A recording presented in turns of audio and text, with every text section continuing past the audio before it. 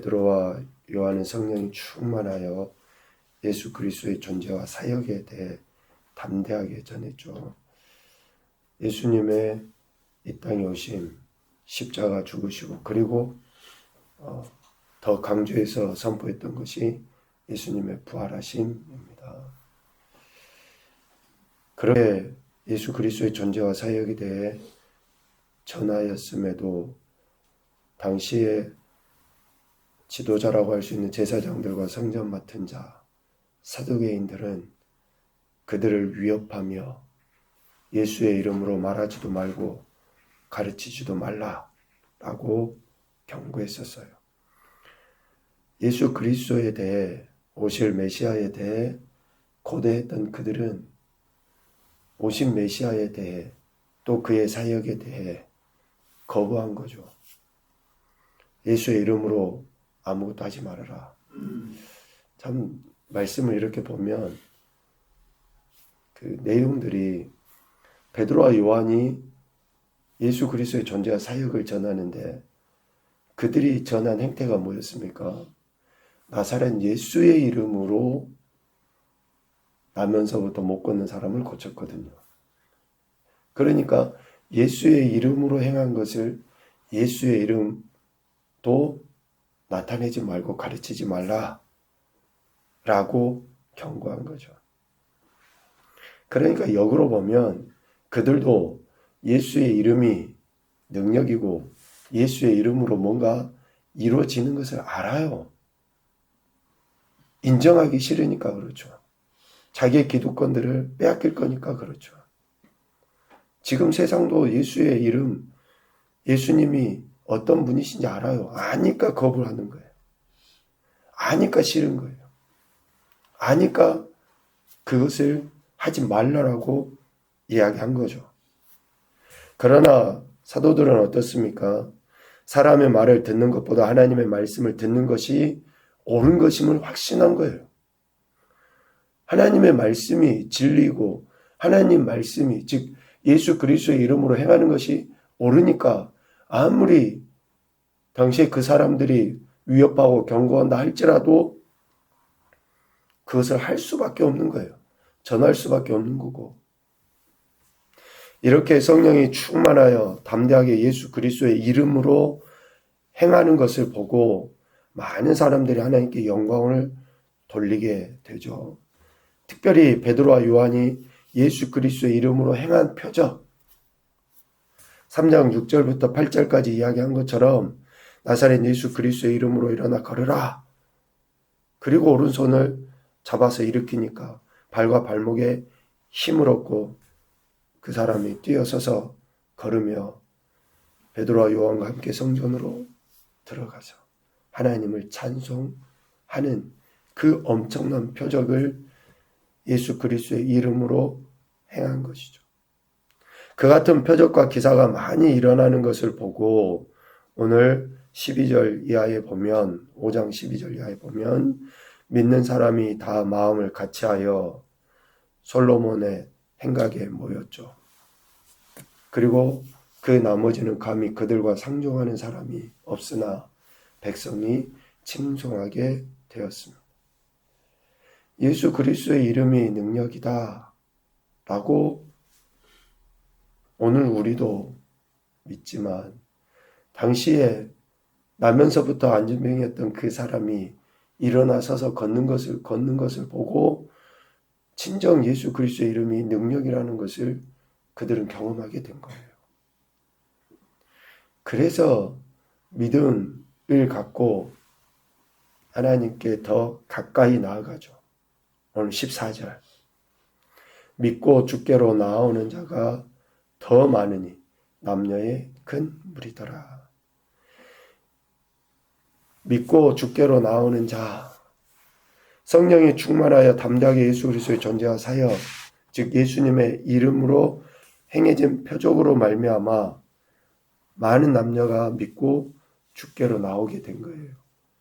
그 가운데는 15, 16절에 이야기합니다. 심지어 병든 사람을 메고 거리에 나가 침대와 요 위에 누이고 베드로가 지날 때 혹 그의 그림자라도 누구에게 덮일까 바라고 예루살렘 부근의 수많은 사람들도 모여 병든 사람과 더러운 귀신에게 괴로움 받는 사람을 데리고 와서 다 나음을 얻느니라. 15, 16절에 이 말씀을 한번 상상을 해 보십시오. 한번 생각을 해봐요. 병든 사람을 메고 조례사거리에 사람들이 막 그렇게 데리고 나가는 거죠. 그냥 그 사람을 데리고 나가는 정도가 아니라 침대채, 요에 누워 있는 채 그 사람을 데리고 그 큰 거리에 사람들 모이는 거예요. 모이는 것도 소위 베드로가 안수해 주기를 바라는 것도 아니고 붙잡고 간절히 기도해 주기를 바라는 것도 아니고 뭐예요? 베드로의 그림자라도 사도들의 그림자라도 그냥 거기에 좀 그 누워있는 사람에게 스쳐 지나가기를 바라는 마음으로 그렇게 한 거예요. 여러분 이게 어리석은 모습으로 비춰집니까? 참 무식한 사람들이네. 참 어이없는 짓을 하고 있네. 이렇게 여겨져요. 그리 왜 이렇게 행했습니까? 뭐 절박해서요? 지푸라기 잡는 심정으로요? 아니에요. 14절에 분명하게 이야기하잖아요. 믿고 주께로 나오는 자가 믿으니까 그렇게 하는 거예요. 믿으니까 그림자라도 스쳐 지나가기를 바라면 믿으니까 그냥 단순히 절박해서 뭐 십수년 동안 내가 병자로 있다가 아이고 그런 일이 있었다더라. 혹시 나한테도 뭐 이런 일이 있으면 좋겠다 싶어서가 아니라 믿고 주께로 나오는 거예요. 그러니까 믿고 주께로 나왔다라고 하는 것은 예수 그리스도의 존재와 사역에 대해서 들었잖아요. 그리고 직접 보았어요. 직접 듣고 본 것에서 멈추지 않고 실질적인 삶의 결단으로 나가는 거예요. 여러분 얼마나 수치스럽습니까? 아니 세상 사람들은 조롱할 수 있잖아요. 저런 무식한 사람들. 아니 병원에 가지. 아니 좀 용하다는 의사를 찾아가지. 아니 창피하게 침대채, 이불채, 요에 쌓여가지고 아니 사람 많은 거기에 왜 나가냐고. 사람들은 조롱할 수 있잖아요. 그런데 예수 그리스도의 존재와 사역에 대해서 들었어요. 그 이름을. 그리고 또 실질적으로 표적을 보았어요. 그리고 그 본 것과 그러니까 들은 것과 본 것에 대해서 뭘 한 거예요? 결단한 거예요. 결단한 거. 믿고 주께로 나아갔잖아요. 그래 신앙은 결단이에요. 내가 아무리 들었어요. 내가 아무리 보았어요. 그런데 내가 가만히 뒷짐짓고 서 있으면 나한테는 그 어떤 역사도 안 일어납니다. 창피한 게 뭐예요? 안 믿는 것이 창피한 거지. 창피한 게 뭐예요? 믿지 못해서 내가 주저앉아 있는 것이 창피한 거지. 믿고 결단한 거예요. 나가는 거예요. 왜?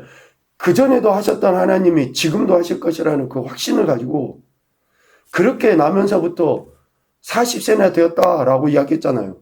40년 동안 안전뱅이로 살았던 그가 40년 동안 어쩌면 사탄 원수마귀에 매여 있었던 그가 예수 그리스도의 이름으로 그 40년의 결박에서 안진뱅이에서 고침받고 나음을 입었다.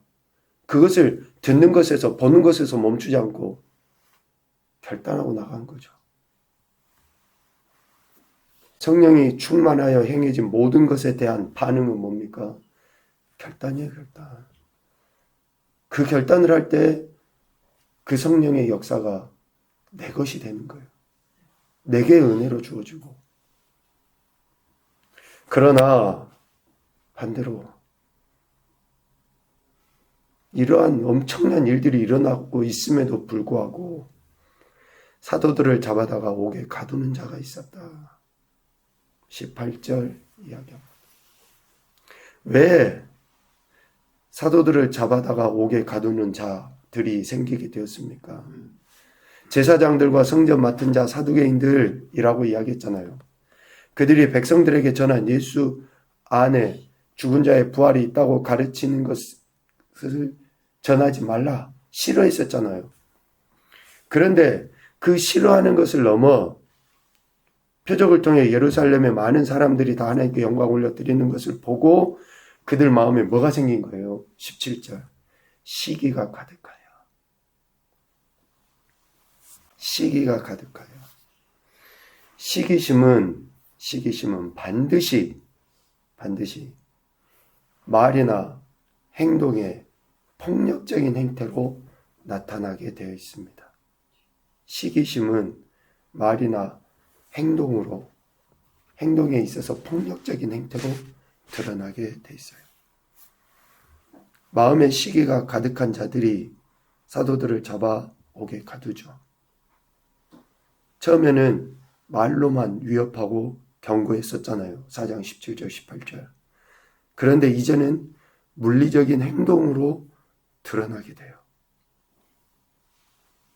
우리가 다른 사람을 누군가를 시기하는가, 또 성령의 역사하심에 대해서 시기하는 것은 이러한 행태들로 드러나게 됩니다. 그러나 하나님께서 가만 두지 않죠. 주의 사자를 통해 밤에 옥문을 열고 사도들을 끌어내어 말씀하십니다. 19, 20절. 가서 성전에 서서 이 생명의 말씀을 다 백성에게 말해라 라고 사도들에게 말씀하십니다. 명령하셔요. 가서 성전에 서서 이 생명의 말씀을 다 백성에게 말하라. 참 사도들에게 지금 이 이야기 하다가 감옥에 잡혀갔잖아요. 지금 이런 이야기 하다가 감옥에 잡혀서 시기가 가득한 사람들에 의해서 감옥에 잡혔는데 옥문을 열고 끌어내 주시고 나서 하시는 그 이야기가 또 가서 이 생명의 말씀을 다 백성에게 이야기해라 라고 하시는 거예요. 야, 고생했다. 두부 주면서 야, 이거 먹고 좀 쉬어라. 그렇게 이야기하지 않으시고 끌어내 주시고 나서 바로 지금 이야기를 하시는 거잖아요. 가서 네 또 이야기해라. 참. 그런데 사도들은 어떻습니까? 또 그 이야기를 하는 거예요. 성령이 충만한 자의 모습이죠. 또다시 전하지 않을 수 없는 것. 왜요? 앞서 이야기한 것처럼 4장에서 이야기한 것처럼 사람의 말을 듣는 것보다 하나님 말씀 듣는 것이 옳은 것이고 자신들이 보고 들은 것을 말하지 않을 수 없기 때문에 사도들은 새벽에 가서 또 전하는 거예요. 우리 안에 은혜가 있는데 우리가 경험한 하나님의 역사하심이 있는데 어찌 말하지 않을 수가 있습니까? 하나님 내게 은혜를 주셨는데 그러니까 은혜 받았다라고 하는 것의 확증은 뭐예요? 말하는 거예요. 고백하는 거. 내 안에 은혜가 있는데 빛이 있는데 어떻게 안 나타나요? 아무리 꽁꽁 감춰도 어떻게 안 나타나요? 내 안에 성령이 있는데 어떻게 안 드러날 수 있습니까? 생명을 살리는 거, 바른 태도, 또 그 은혜들, 또 존중, 우리가 품성에 그런 이야기들 하잖아요. 어떻게 안 나타나요? 내 안에 성령이 있는데. 빛이 있는데. 그래서 사도들은 감옥에 나와갖고도 또 이야기하고 또 이야기. 그러나 사도들을 가뒀던 사람들은 여전히 사도들이 전한 생명의 말씀을 거부합니다. 오늘 19절에 보면 주의 사자가 밤에 옥문을 열고 끌어내어 라고 하는데 24절에 성전 맡은 자와 제사장들이 이 말을 듣고 의혹하여 이 일이 어찌 될까 의심을 하게 돼요. 또 26절에 사도들을 다시 잡아와라고 이야기해요. 잡아오게 돼요. 그러니까 여전히 그걸 깨닫지 못하는 거예요. 하나님께서 하시고 성령님께서 하시고 사람들을 보내서 다시 잡아오라고 이야기하고 했는데 옥은 든든히 잠겨있고 지키는 사람들이 문을 열고 보니까 그 안에는 한 사람도 없었다. 이런 현상들을 봤음에도 불구하고, 그래서 실질적으로 우리가 보는 거, 듣는 거, 그러니까 듣고 보고 그리고 또 믿는 것은 하나예요, 하나. 듣지 않으면 믿지 못하게 돼요. 제대로 보지 않으면 믿지 못하게 돼요. 또 듣고 보고의 그 결단들의 행동이 나타나지 않은 것은 미안하지만 믿지 않은 거예요. 보지도 않은 거고 듣지도 않은 거예요. 이들은 이런 엄청난 일들이 일어나고 있음에도 불구하고 믿지 못하는 거죠. 그래서 사도들을 다시 잡아왔는데 26절에 이야기합니다. 강제로 못해요. 왜? 백성들이 돌로 칠까 두려. 아니, 이 말의 의미는 뭡니까? 지금 백성들이 다 믿고 따르고 있고 그렇게 그런 기적과 이적과 역사들이 일어나서 그런 놀라운 하나님의 영광이 드러나고 있는데 자기들이 못 믿는 걸 가지고 저거는 틀렸다, 잘못됐다, 옳지 않다. 그래서는 안 된다. 다 백성들이 믿고 따르고 있는데 그렇게 어리석은 모습들을 나타내 보이고 있는 거죠. 사도들이 하나님의 강권적인 역사하심으로 인해서 풀려났음에도 불구하고 깨닫지 못하고 여전히 사도들의 사역, 즉 예수 그리스도의 존재와 사역, 그 이름을 전하는 것을 거부한 것이죠. 첫 번째 교훈입니다. 믿고 주께 나오는 자는 하나님의 은혜를 경험하게 된다. 다 나음을 얻으니라 라고 16절 말씀에 이야기합니다. 믿고 주께 나오는 결단을 보이는 자가 하나님의 은혜를 경험하게 돼요. 두 번째, 진정한 순종은 자신의 안위보다 하나님의 말씀에 대한 경청을 더 소중히 여긴다. 자기의 안위가 중요하지 않아요. 하나님 말씀에 대한 경청을 더 소중히 여깁니다. 그럴 때 진정한 순종을 보이는 거예요. 세 번째, 마음의 시기가 말과 행동에서 위선과 폭력으로 드러나게 된다. 위선과 폭력으로 드러나게 돼요. 마음의 시기가.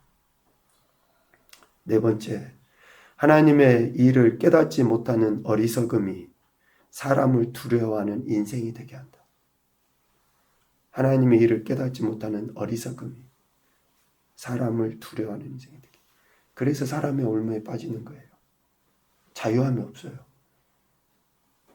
이 사람 저 사람 눈치 보면서 살아가게 돼요. 그 눈치를 왜 봅니까? 하나님의 은혜를, 하나님의 역사를 깨닫지 못하기 때문에 그런 것이죠.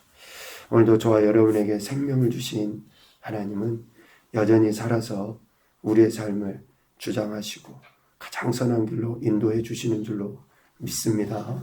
이 믿음이 우리의 신앙의 결단, 삶의 결단으로 나타나서 하나님이 예비하신 더 큰 은혜를 경험하고 더욱더 큰 영광을 아버지 하나님 앞에 올려드리는 귀하고 복된 한 날이 되실 수 있기를 주님의 이름으로 축복합니다. 아멘.